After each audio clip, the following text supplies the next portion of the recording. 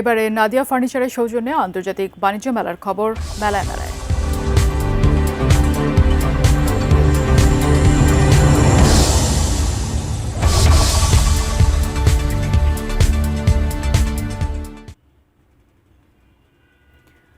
এবার ঢাকা আন্তর্জাতিক বাণিজ্য মেলায় ক্রেতা দর্শনার্থীর নজর কাড়ছে ঘর সাজানোর বিদেশি পণ্য।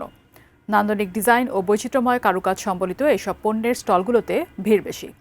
পাশাপাশি দেশি বিদেশি গৃহস্থালী পণ্যের চাহিদা তো রয়েছেই। নারায়ণগঞ্জ প্রতিনিধি হাসান মজুমদার বাবলুর পাঠানো তথ্য ও ছবিতে ডেস্ক রিপোর্ট। চোখ ধাঁধানো ডিজাইন আর নকশার ল্যাম্প, ঝাড়বাতি, শোপিস, ক্রোকারিজ, কাঁচ বা সিরামিক পণ্য সহ ঘর সাজানোর নানা কিছু আছে। মহিলাদের হ্যান্ডব্যাগ সহ চামড়ার পণ্য।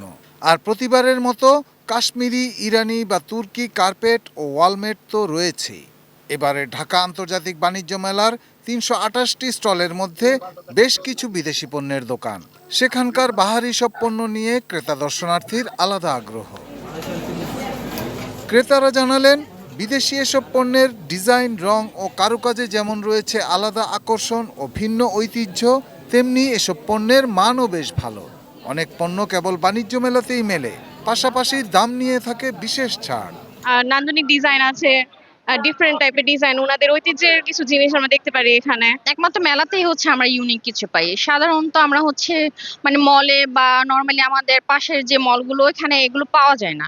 এখান থেকে ওনারা বলছে এগুলো কাশ্মীরি, আমরাও ওনাদের এই কথার উপর ভিত্তি করে আত্মবিশ্বাস নিয়ে কিনতেছি।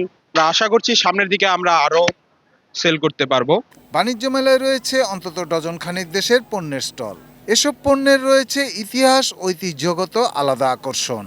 দিন যত যাবে মেলায় বিদেশি পণ্যের বেচাকেনা ততই বাড়বে বলে আশা এসব স্টল মালিকদের। और भी तब पब्लिक से कस्टमर अभी कम। बांग्लादेश अच्छा है, काम चल रहा है, बिक्री से ही अच्छा है, कस्टमर भी आते हैं।